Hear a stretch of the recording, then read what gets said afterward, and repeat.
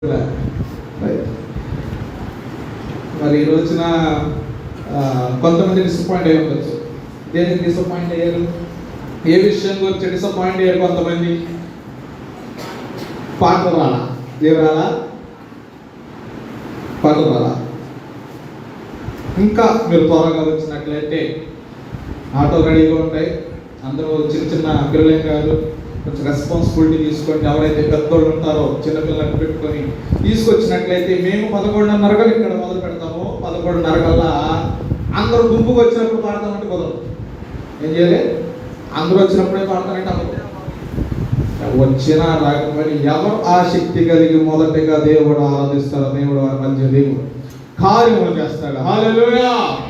మరి మా యొక్క యూత్ సంగతి ఏంటి? రాత్రంతా ఒక 2 వారాల నుంచి మరి ముదినపల్లి నుంచి ఒక ఆసక్తి వచ్చిన కుర్రలో ఏంటంటే మేము కూడా పాడతామని ఆసక్తి వచ్చినప్పుడు నేను అన్నాను, వారానికి ఒకసారి పడతాం కాదు, కానీ వారానికి ప్రతిరోజు దేవుడికి మేము ఎంతో టైం వేస్ట్ చేస్తున్నాం. ప్రతిరోజు కూడా వారానికి ప్రతిరోజు కూడా మనం కొంత సమయం దేవుడికి ఇవ్వాలని చెప్పి ప్రతిరోజు కూడా ఇక్కడ ఆరాధన చేస్తున్నాం, వాక్యం వింటున్నారు, దేవుడిని ఎంతో స్తుతిస్తూ ఉన్నారు. ఈ రోజున నేను మీ అందరికీ తెలియజేసేది ఏంటంటే, మీరు కూడా దేవుడు ఎంతో ఆరాధన చేస్తూ ఉన్నారు. ప్రతిరోజు కూడా, ప్రతి మంగళవారం ఏంటి, ప్రతి గురువారం ఏంటో దేవుడు ఎంతో ఆరాధన చేస్తూ ఉన్నారు. కనుక మీ బిడ్డల విషయంలో కూడా నేను తెలియజేసేది ఏంటంటే, ఒక పాట మీరు ప్రతిరోజు పాడి రాత్రి సమయంలో చిన్న వాక్యము చదువుకొని ప్రార్థన చేస్తే దేవుడు గొప్ప కార్యము మీ మధ్య చేయనుగాక. హల్లెలూయా. 11:30 మీరు సిద్ధపడి వస్తే యూత్ లో 2 టీములు పాడతారు. నీకు యవనస్తులు పాడచ్చు. అయితే కనుక సింగిల్ పాట కాదు, 3 మౌతులని 3 కలిసి ఒక్కొక్క పాట పాడినట్లయితే మీకు టైం అనేది మనకు సెట్ అవుతూ ఉంటుంది. ఎందుకంటే చాలా మంది కొంచెం ఇబ్బంది పడవచ్చు. 2:30 అవుతుంది, 3 అవుతుందని కొంచెం మంది ఇబ్బంది పడుతున్నారు. కనుక ఒక రెస్పాన్సిబిలిటీ మీరు ఒకరు తీసుకోండి. ఈ కుర్రాల్లో కూడా కొంతమంది రెస్పాన్సిబిలిటీ తీసుకొని మొదటిగా సిద్ధపడి మీరు వచ్చేసిన తర్వాత మీ వెనకాల ఎవరు వస్తారు? మీ మమ్మీ కానీ మీ డాడీ కానీ వాళ్ళు కొంచెం సర్దుకొని వారి పనిలో చేసుకుని వస్తారు. కనుక ఈ విధమైన ఆసక్తి ఉన్న వారు దేవునికి స్తోత్రాలు చెల్లిద్దాము. హల్లెలూయా. ఇటువంటి సిద్ధపాటు మా బిడ్డలకు దయచేయమన్నట్టు దేవునికి స్తోత్రాలు చెల్లిద్దాము. హల్లెలూయా. హల్లెలూయా. హల్లెలూయా.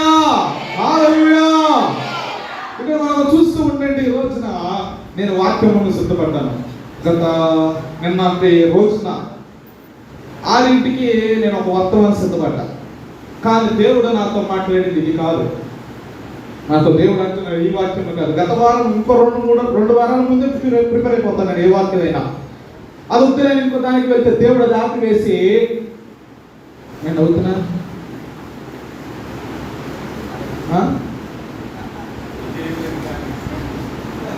హల్లెలూయా. హల్లెలూయా. హల్లెలూయా. ఇక్కడ మనం చూస్తూ ఉంటే రాత్రి నాతో దేవుడు మాట్లాడింది ఏంటంటే, మనకెవరు తోడుంటారు? దేవుడు తోడుంటాడు కదా. ప్రజెంట్ మీతో మీ మమ్మీ మీ డాడీ అందరూ చర్చికి వచ్చారు. వెనకాల ఉన్న వారు కూడా మీతో, మీ భార్యలు కూడా మీకు తోడుగా వచ్చి ఉన్నారు. మరి మీరు సింగల్ గా బయటికి వెళ్ళినప్పుడు ఎవరు మీకు తోడుగా ఉంటారంటే దేవుడు ఉంటాడు. అయితే మీకోసం ప్రార్థన చేసి ఆ ప్రార్థన కూడా మీకు తోడుగా రాబోతున్నది. చెప్పండి కూడా దేవునికి స్తోత్రాలు. దేవునికి స్తోత్రాలు. హల్లెలూయా. దేవుడు నాతో మాట్లాడుతున్న మాట ఏంటంటే, మీరు ఉపవాసాల్లో ఉన్నప్పుడు గొప్ప గొప్ప ప్రార్థన చేశారు. ఇంటికి జవాబు వచ్చిందా? ఏనుకున్నవారు పౌలు గారు ఏంటి, లేకపోతే కృపరాంకులు ఏంటి, లేకపోతే వెనకాల ఉన్న కాలేబంకులు ఏంటి, లేకపోతే వెనకాల ఉన్న ఆనందని ఏంటి, లేకపోతే వెనకాల ఉన్న యోగు గారు ఏంటి, లేకపోతే ఎబినేజర్ గారు ఏంటి, వెనకాల ఉన్న ప్రతి ఒక్కరు కూడా ఉపవాస కూడికల్లో అనేకమైన ప్రార్థనలు మీరు చేశారు. నైటాంతరంలో అనేకమైన మీరు ప్రార్థనలు చేశారు. అన్ని విషయాల్లో మీరు ప్రార్థన చేస్తూ వచ్చారు. అయితే కొన్ని విషయాల్లో మీకు జవాబు రాలేదు. కానీ దేవుని వాక్యం ఈ రోజున మాట్లాడుతూ ఉన్నది. ఆ వాక్యం నీకు ఆ ప్రార్థన చేసినదే మీకు తోడుగా రాబోతూ ఉన్నది. చెప్పకూడదు దేవునికి స్తోత్రాలు. హల్లెలూయా. ఇప్పుడు ఒక క్వశ్చన్ వేస్తా. ప్రార్థనకి మరణం ఉందా, జీవం ఉందా? ఒక ఎప్పుడు అడిగి మనం అడగమా, వెనకాల స్టార్ట్ చేద్దాం. నువ్వు చెప్పు శాంతి. జీవము ఉన్నది. ఇక్కడ మనం చూద్దాం, వాక్యంలోనికి మనం వెళ్తాము. కీర్తనలు 42 కీర్తన 8వ వచనము. కీర్తనలు 40. అయినను పగటి వేళ యెహోవా తన కృపను కలుగు ఆజ్ఞాపించరు. రాత్రి వేళ ఆయన గూర్చి కీర్తనయు నా జీవదాత అయిన దేవుని గూర్చి ప్రార్థనయు నాకు తోడుగా ఉండును. చెప్పబడి దేవునికి స్తోత్రాలు. జీవదాత యందు ఉన్న ప్రార్థనయు నాకు తోడుగా ఉండును. హల్లెలూయా. ఇప్పుడు తల్లెత్తనండి. ఇప్పుడు ఏం చేయాలి? తల్లెత్తాలి. ఏం చెప్పేసి కూర్చున్న తర్వాత మిగతా వాళ్ళందరూ ఆడుకుంటున్నారు. నా చెప్తున్నా కానీ ఎవరైనా చెప్తున్నా కానీ ఎవరున్నా తల్లెత్తాల్సింది. వాక్యం వాళ్ళందరూ కూడా శ్రద్ధగా వినండి. ఇప్పుడు సహజంగా దేవుడు మనకు తోడుగా ఉన్నాడు. అయితే ఈ రోజున నేను చెప్పేది ఏంటంటే, మన తల్లిదండ్రులు చేసిన, మా తాత నాన్నములు చేసిన ప్రార్థన ఇంకనూ సజీవముగా అది మాకు తోడుగానే ఉంది. ఈ రోజున దేవుడు మీతో మాట్లాడుతున్నది ఏంటంటే, వారు ఎవరైతే మీ తల్లిదండ్రులు ఇప్పుడు లేరేమో కానీ వారు చేసిన ప్రార్థనలు మీకు తోడుగా వచ్చును. దేవుడు మాట్లాడుతున్నాడు. ఈ యొక్క భక్తుడు మాట్లాడుతున్నది ఏంటంటే, అయ్యా నా ప్రాణం అనేది సమస్య పోతుంది. లాస్ట్ వచ్చిన వాళ్ళు ఉంటుంది అన్నమాట. నా ప్రాణమా నువ్వు ఎలా కృంగి ఉన్నావు, నాలో ఎలా నువ్వు తొందరపరుచుకున్నావు. దేవుని యందు నిరీక్షణ ఉంచుము. ఆయనే నా రక్షణకర్త, నా దేవుడు, ఇంకా నేను ఆయన స్తుతించను. చెప్పడు కూడా దేవునికి ఇస్తాను. ఇక్కడ ఉన్న భక్తుడితో దేవుడు అన్నాడు. భక్తుడు ఏమంటున్నాడండి, ఆయన అంటున్నాడు, నా ప్రాణమాయాలను కృంగి ఉన్నావు, ఎందుకు నీవు తొందరపడుచున్నావు? దేవుని యందు నిరీక్షణ ఉంచి ఉన్నారు. అందరితో దేవుడు మాట్లాడిన మాట ఏంటంటే, నీవు చేసిన ప్రార్థన నీకు తోడుగా ఉండబోతుంది. పగట వేళ నా కృప నీకు తోడుగా ఉండబోతుంది. రాత్రి సమయంలో నువ్వు కీర్తనలు పాడుతూ ఉండగా, ప్రార్థన చేస్తూ ఉండగా, ఎక్కడికి వెళ్ళినా నీ ప్రార్థన నీకు తోడుగా వచ్చునుగా. దేవునికి స్తోత్రాలు. హల్లెలూయా, హల్లెలూయా. చాలా మంది జీవితంలో చూస్తామంటే ప్రాణము కృంగిపోతూ ఉన్నది, తొందరపడుతుంది. చాలా మంది విషయాల్లో జీవితాల్లో ఏమిటి బ్రతుకు, చచ్చిపోతే బాగుండు, ఏమిటి నా జీవితము, నా బిడ్డల జీవితము చూస్తుంటే నాకు ఎంతో వేదన కలుగుతూ ఉన్నది. ఈ అనారోగ్యమును బట్టి తొందరగా నన్ను దేవుడు తీసుకుంటాడేమో అని చాలా విషయాల్లో చాలా మంది కృంగిపోతూ ఉన్నారు. ఈ రోజున దేవుడు మీతో మాట్లాడుతుంది ఏంటంటే, నీ సేవకుని యొక్క ప్రార్థన నీకు తోడుగా రాబోవడం ద్వారా ఆయన యొక్క కృప నీకు తోడుగా ఉండబోతున్నది. చెప్పండి దేవునికి స్తోత్రాలు. హల్లెలూయా, హల్లెలూయా. సేవకులు చేసిన ప్రార్థన నీకు తోడుగా ఉండబోతుంది. చెప్పండి దేవునికి స్తోత్రాలు. సంఘము చేసిన ప్రార్థన నీకు తోడుగా ఉండబోతుంది. చెప్పండి దేవునికి స్తోత్రాలు. నువ్వు ఎంత స్తుతిస్తావో, ఎంత కనపరుస్తావో దేవుడు నీ ప్రార్థన నీకు తోడుగా రాబోతున్నది. చెప్పండి దేవునికి స్తోత్రాలు. హల్లెలూయా. ఇప్పుడు బండికి 6 లీటర్ పెట్రోల్ కొట్టించి నేను విజయవాడ వెళ్తానంటే వెళ్తుందే వెళ్తాను. వెళ్తుందా సెలవునా? వెళ్తుందా సునీల్? 10 రూపాయలు పెట్రోల్ కొట్టించిన ఇక్కడ నుంచి అక్కడ సరిపోతుంది. 5 రూపాయలు పెట్రోల్ కొట్టించిన అక్కడ కదా వెళ్ళిద్దా? వెళ్ళదు. మరి ప్రార్థన జీవితము కొద్దిగా ఉంచుకొని జీవితంలో దేవుని కార్యాలు పొందాలని అనేక మంది చూస్తూ ఉన్నారు, కృంగిపోతున్నారు, తొందర పడుతూ ఉన్నారు. దేవుడి రోజున నీతో మాట్లాడుతున్నది ఏంటంటే, ఆ శక్తితో కూడిన ప్రార్థనలు చేస్తూ ఉండు. నువ్వు చేరవలసిన గమ్యం నా దేవుడు చేయబోతున్నాడు. చెప్పడు కొడుతూ దేవునికి స్తోత్రాలు. దేవునికి స్తోత్రాలు. ఆ శక్తి కలిగిన ప్రార్థన చేస్తామన్నారు. దేవునికి స్తోత్రాలు.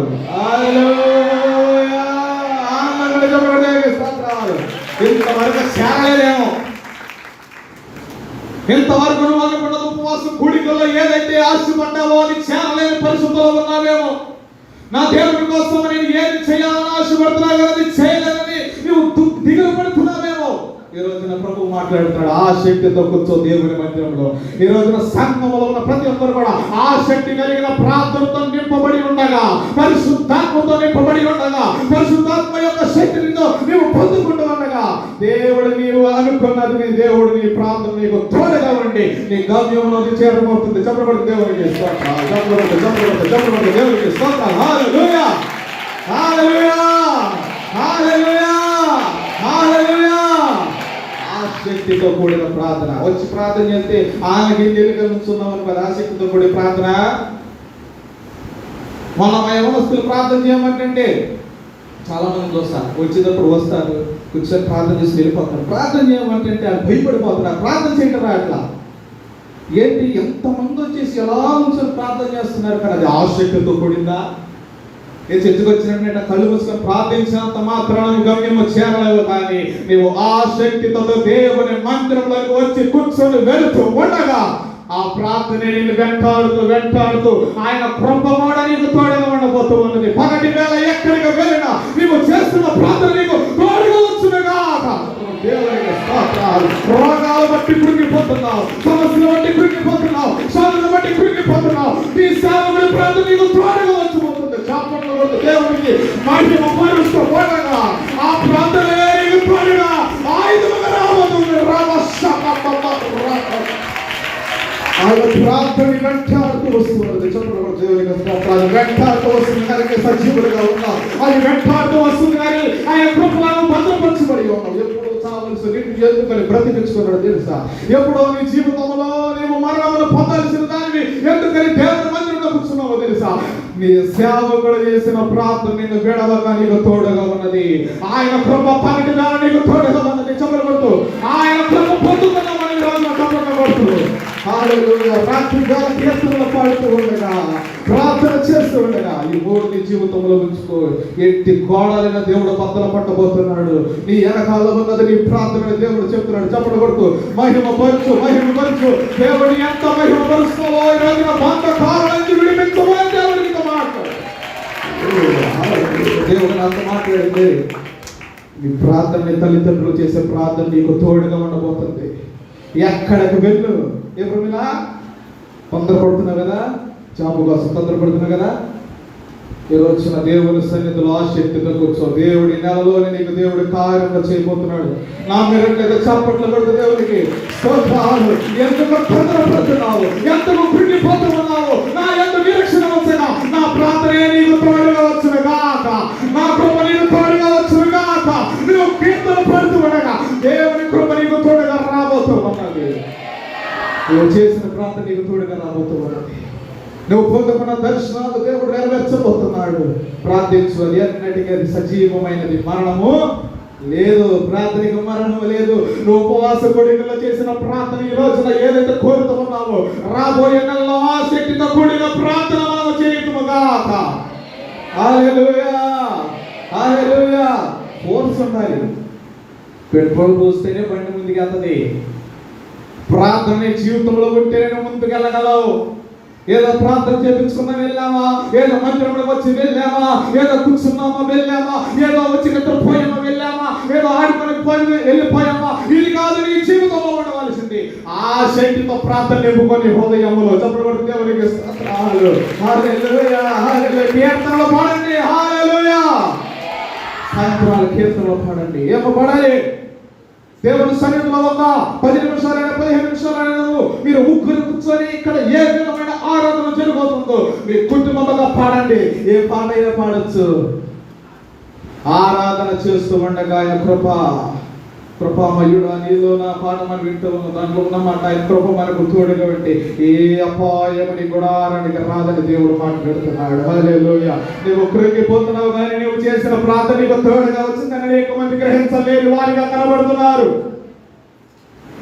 ఒక చోట ఒక ఎంప్లాయీ ఉన్నాడంట.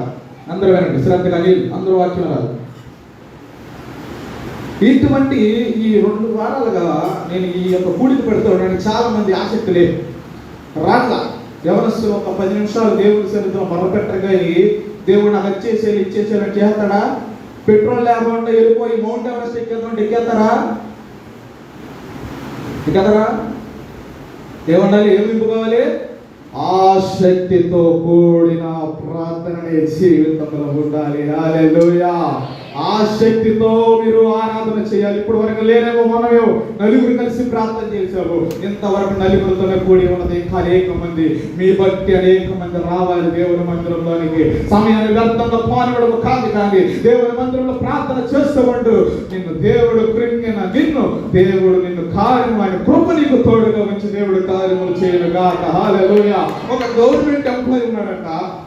ఆ ఎంప్లాయీ ఎంతో దేవుడిని స్తుతిస్తూ ఉంటాడంట, ప్రార్థన చేస్తూ ఉంటాడంట, దేవుడిని కనపరుస్తుంటాడంట. నిద్రస్తున్నవారు దేవునికి స్తోత్రాలు చెల్లిద్దాం.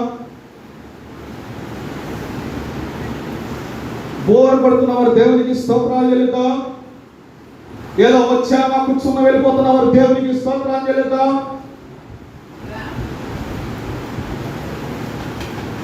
తలెత్తాలి. వెనకాల ఉన్నవారు పెట్రోల్ లేకపోతే ఏమైతే బండి ముందుకి అలాగే గవర్నమెంట్ ఎంప్లాయ్ అయినా దేవుడు ఎంతో స్తుతిస్తూ ఘనపరుస్తూ ఉండి ఎంతో దేవుని ఆరాధన చేసేవాడు. చర్చలో అయినా సరే దేవుడి మందిరంలో ఆయన ఎంత హోదాలో ఉన్నా సరే కిందే కూర్చొని దేవుడిని ఆరాధన చేస్తూ ఉండేవాడంట. అయితే ఆయన ఇది ఇప్పుడు చరిత్ర కాదు, ఒక 30 సంవత్సరాల క్రితం జరిగింది. ఆయన సైకిల్ మీద అడుగు ప్రాంతంలో నుంచి ఆఫీస్కి వెళ్ళాలంట. వెళ్తున్న సమయంలో ల్యాంప్ ఉంటుంది, ఎదురుగా ఒక లైట్ ఉంటుంది కదా, ఆ లైట్ వేసుకుని వెళ్తూ ఉన్నాడు. దారి మధ్యలో లైట్ ఆరిపోయిందంట. ఆరిపోతుంటే అడవులో ఏమొస్తాయి, మంచి మృగాలు వస్తాయా, క్రూర మృగాలు ఉంటాయి, లోయలు ఉంటాయి. ఇలాంటి పరిస్థితులు అతను ఏం చేస్తున్నాడంటే ఆఫీస్కి పొద్దున్నే వెళ్ళాలి, చీకటిలో వెళ్ళాలి. ఆయన అప్పుడు ప్రార్థన చేసుకుంటాడు. అయ్యా ఈ యొక్క సమయంలోనే కృప నాకు తోడుగా ఉండాలి, చెప్పబడి దేవునికి స్తోత్రాలు.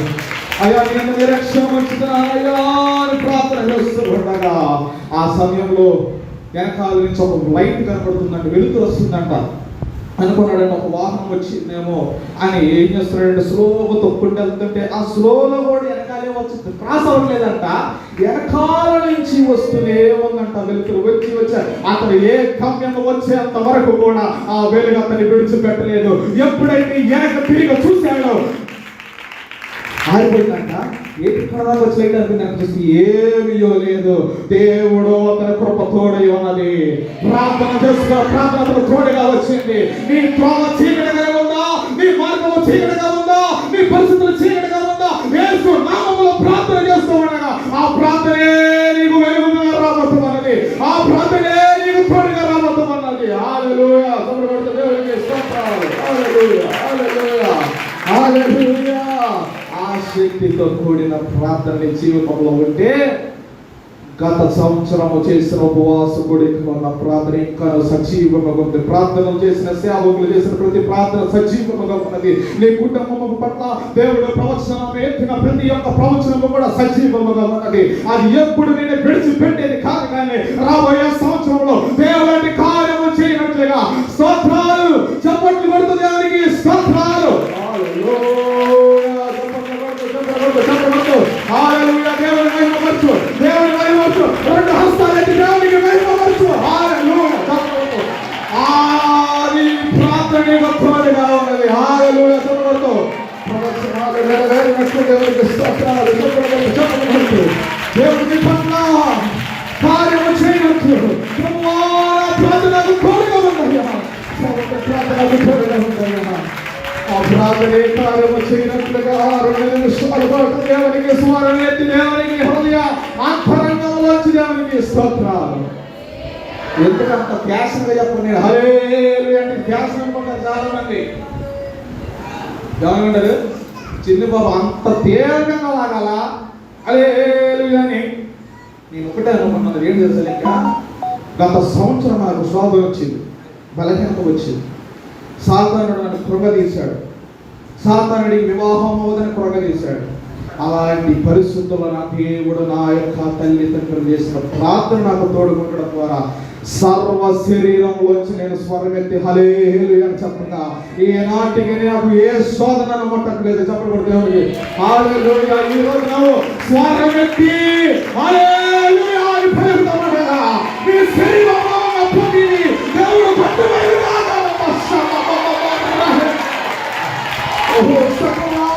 ప్రార్థన చేయి. హల్లెలూయా. సర్వముతో సర్వ శరీరం నుంచి ప్రార్థన స్తుతి. హల్లెలూయా. ప్రార్థనకి తోడుగా ఉన్నది. సర్వ శరీరమును దేవుడు శుద్ధీకరించబోతున్నాడు. హల్లెలూయా. ఈనాటికి పడే బలహీనతను ముట్టుకోలేదంటే సర్వ శరీరంలోంచి దేవుడిని స్తుతించడం ద్వారా హల్లెలూయా. వెనకున్న వారి సహితము కూడా 2 హస్తాలెత్తి దేవునికి స్తోత్రాలు. హల్లెలూయా. సర్వముతో పరిపూర్ణ పిలుపు నోరు తెరిచి హల్లెలూయా దేవునికి మహిమ మహిమ మహిమ మహిమ. ఆయన కృప మన మీదకి వచ్చినట్లుగా కృప మనకు తోడుగా ఉన్నది. నీ బిడ్డల విషయం సాక్షివై ప్రార్థన చేయి. అయ్యా, నేను చేస్తున్న ప్రార్థన బిడ్డలకు తోడుగా వచ్చేట దేవుడి గొప్ప కార్యములు చేయను గాక. హల్లెలూయా. ఇక్కడ మనం చూస్తున్నట్టు ఇంకొక 10 నిమిషాలు ముగించబోతున్నారు. అపోస్తలుల కార్యములు 12:5 వచనము. 10 నిమిషాలు. పేతురు చెరసాలలో వచ్చినప్పుడు సంఘమైతే అతని కొరకు అత్యాశక్తితో దేవుని ప్రార్థన చేయుచుండెను. చెప్పబడి దేవునికి స్తోత్రాలు. హల్లెలూయా, హల్లెలూయా, హల్లెలూయా. అంటే ఎప్పటి నుంచో దేవుని వాక్యాన్ని తక్కువ లేసేది ఒకప్పుడు చదివేవారు, నాన్న తీయమంటే చదివేవారు. కానీ ఆ ఆసక్తితో కూడిన వాక్యాలు ఎవరు చదువుతారో దేవుడు అనేక సంవత్సరాలు వాడిని బలపరచగలిగిన వాడు. హల్లెలూయా. మీరు చదువుతూ ఉన్నప్పుడు కూడా నీ స్వరము, నీ హృదయము మంచి వాక్యమును ధ్యానిస్తూ దేవుడు కార్యములు చేయను గాక. ఈ సంఘము ఎక్కడెక్కడో కట్టబడింది కాదు, కానీ ఈ సంఘము దేవుని క్రీస్తుని బండ మీద నాన్నగారు కట్టి ఉన్నాడు. మనం ఏది ఆరాధించినా సరే ఆ శక్తిలోంచి, హృదయములోంచి బయటకు రావాలి. ఇక్కడ చూస్తామంటే పేతురు సువార్త అందరూ వినాలి. యవనస్తులారా తలగెత్తారు, పైకి తలెత్తారు. పేతురుని కొట్టేసి చెరసాలలో పడేశారట. పడేస్తూ ఉన్నప్పుడు నాకెందుకు వదిలేరా. ఇప్పుడు సంఘంలో అనేక మంది కుడిగి ఉన్నవారు ఉన్నారు, బలహీనులు ఉన్నారు, బిడ్డల కోసము కనిపెట్టే వారు ఉన్నారు, మంచి భవిష్యత్తు కోసము కనిపెట్టే వారు ఉన్నారు. అయితే ఈ పేతురు జీవితంలో కూడా అదే జరిగింది. ఎక్కడైతే చెరసాలలో వేసేసిన తర్వాత సంఘం అంతా ప్రార్థన చేస్తూ ఉన్నది. ఏ ప్రార్థనది?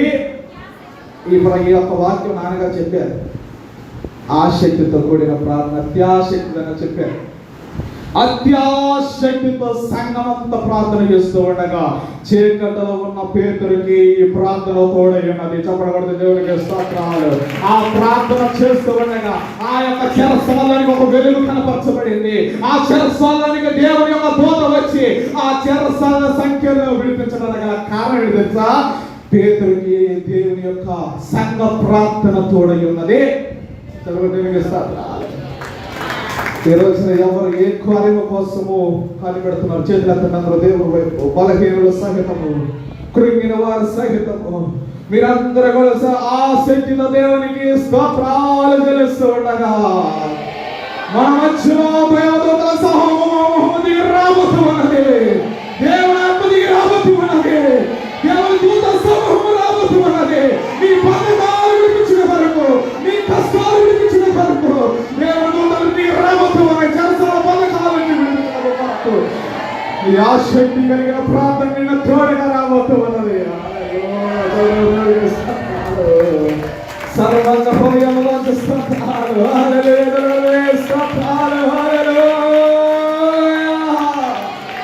ఆసక్తితో ప్రార్థన చేస్తూ ఉండగా బంధకాల నుంచి విడిపించిన దేవుడు. నీవు ఆసక్తితో ప్రార్థన చేస్తూ ఉంటే నీ కుటుంబంలో ఉన్న నీ మమ్మీ అయి ఉండొచ్చు, మీ డాడీ అయి ఉండొచ్చు, వారికి నీ ప్రార్థన తోడుగా రాబోతున్నది. హల్లెలూయా.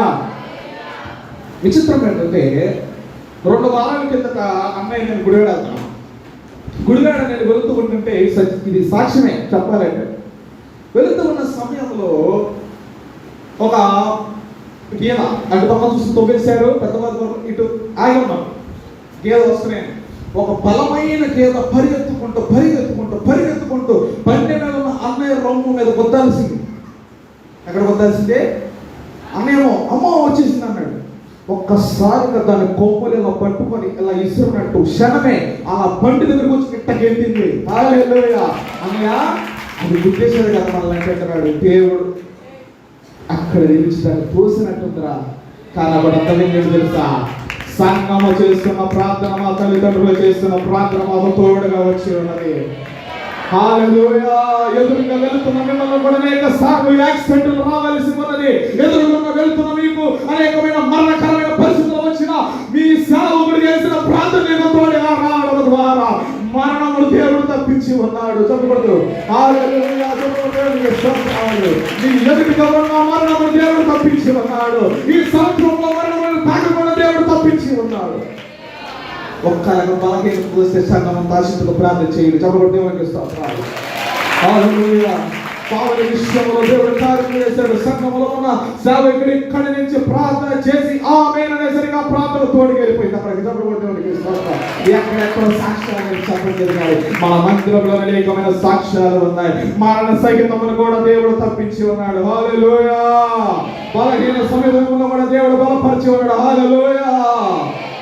దేవుడు నీకు ఇచ్చిన వాగ్దానమును దేవుడు చేయగలిగిన వాడు కాడు. ఎందుకంటే నీ సేవకుల ప్రార్థన, నీ సంఘ ప్రార్థన నీకు తోడుగా వచ్చి ఉన్నది. హల్లెలూయా. నీకు ఎవరు తోడు? నీ దేవుని సన్నిధి నీకు తోడుగా ఉన్నది. హల్లెలూయా. నీ సేవకులు, నీ సంఘము ఇక్కడి నుంచి ప్రార్థన చేస్తామని కానీ అక్కడ నీ ప్రార్థన తోడుగా ఉండబోతున్నది. నీ బిడ్డకు తోడుగా ఉండబోతున్నది. నీ చిన్నదైన కుటుంబం దేవుడి అప్పుడు తోడుగా ఉండబోతున్నది. అది పగటి వేరైనా, అది రాత్రి వేరైనా, అది ఎక్కడికి వెళ్ళినా ఆ శక్తితో కూడిన ప్రార్థన వెంటాడబోతూ ఉన్నది. హల్లెలూయా. హల్లెలూయా. స్తోత్రాలు. ఇక్కడ ఫైనల్ గా మనం చూస్తూ ఉంటే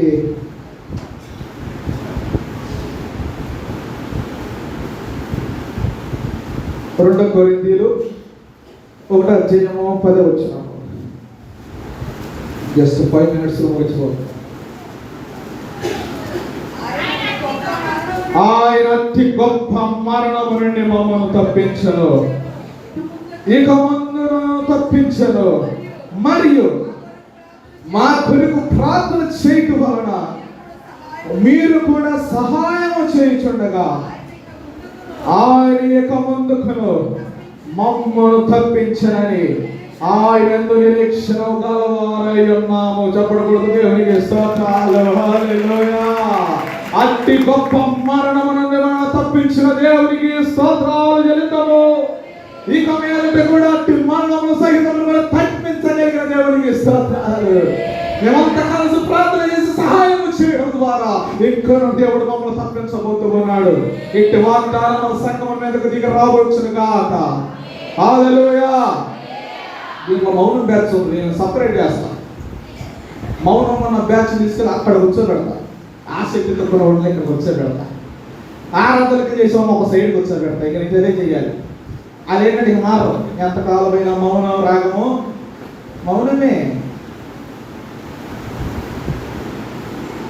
ఆ శక్తి లేకపోతే ఎంత చెప్పినా వృధా. స్తుతి, ప్రార్థన, కీర్తన పాడడం ద్వారా దేవుడు కార్యాలు చేస్తూ వచ్చాడు. మరణము నుంచి తప్పించిన దేవుడు ఎవరు తప్పించాడు? దానియేలును తప్పించి ఉన్నాడు. చెప్పండి దేవుడికి స్తోత్రాలు. దానియేలు సింహాసనంలో ఉన్నప్పుడు దానియేలు ప్రతి దినము కూడా ప్రార్థన చేస్తూ ఉండగా ప్రార్థన అతను తోడుగా ఉన్నది. కానీ దానియేలు ఒక్కసారి బోన్లోకి వెళ్ళాడు. కానీ మనం ఎన్నిసార్లు వెళ్తున్నాము? ప్రతిరోజు కూడా ఒక బోన్లో మనం ఉంటున్నాం. ప్రతి దినము చూస్తూ ఉంటే సింహాలు వలె మరణం నేను మింగేదమాని వస్తూ ఉన్నది. ప్రతిరోజు ఎక్కడ దొరుకుతావో నేను చూస్తూ ఉన్నది. ప్రతి వేళ నువ్వు ఎక్కడ దొరుకుతావో అని గర్జిస్తూనే ఉన్నాడు. కానీ నీ ప్రార్థన నీకు తోడుగా ఉండడం ద్వారా మరణము నోరున దేవుడు మోయించబోతూ ఉన్నాడు. దేవుడికి స్తోత్రాలు. మరణం ఎప్పుడు రాదు. ఆ మరణము గొప్ప మరణమైన, అత్యంత పెద్దదైన, అత్యంత శ్రమైన దేవుడు ఇప్పుడు తప్పించబోతున్నాడు. మరలా తప్పించబోతున్నాడు. రాబోయే సంవత్సరంలో తప్పించబోతున్నాడు. ఆ శక్తితో కూడిన ప్రార్థన మీరు చేయగలిగినట్లయితే హల్లెలూయా. ఇక ముందు కానీ తర్వాత కానీ దేవుడు మమ్మల్ని తప్పించి ఉన్నాడు. ఎందుకంటే ప్రార్థన మాకు తోడుగా ఉన్నది. ప్రతి దినము ప్రార్థన చేయండి. అయ్యా, ఈ ప్రార్థన మీరు చేస్తూ ఉన్నారు. మంగళవారాల్లో మీరు చేస్తున్న ప్రార్థన మీకు తోడుగా ఉంది. నమ్మట్లేదు. చెప్పడం దేవునికి స్తోత్రాలు. గురువారం చేస్తున్న ప్రార్థన మీకు తోడుగా ఉన్నాయి. చెప్పడం దేవునికి స్తోత్రాలు. ఆదివారాలు మీరు చేస్తున్న ప్రార్థన మీకు తోడుగా ఉన్నాయి. హల్లెలూయా. ఉపవాస కూడికలు, క్రియల కూడికలు జరుగుతూ ఉన్నాయి. ఈ ప్రార్థనలన్నీ సజీవముగా ఉన్నాయి. అవి బిడ్డలు వెంటాడుతూనే వస్తాయి, వెనకాలనే వస్తాయి. కార్యము జరగలేంత వరకు అవి సజీవముగా దేవుడు చేయబోతూ ఉన్నాడు. మా నాన్నమ్మ, మా తాతయ్య, లేకపోతే మా మూల నాన్నగారి కానీ ఇప్పుడు బ్రతికి లేదేమో, కానీ వారు మా కోసం ప్రార్థించిన ప్రార్థనలు సజీవముగా ఉన్నాయి. అవి ఏ నాటికైనా దేవుడు చేయగలిగిన వాడుగా ఉన్నాడు. దేవుడు మాటలు దీవించి మన జీవితంలో ప్రార్థన మనకు తోడుగా ఉంటుంది కాక. ఆయన కృప మనకు తోడుగా ఉంటుంది కాక. మనకు మాట్లాడేవారికి స్తోత్రాలు. సజీవమైన ప్రార్థన మనకు తోడుగా ఉన్నాయి. మాట్లాడుతున్నాడు. సజీవమైన దేవుని యొక్క ప్రార్థన మనకు తోడుగా వచ్చిన కాక.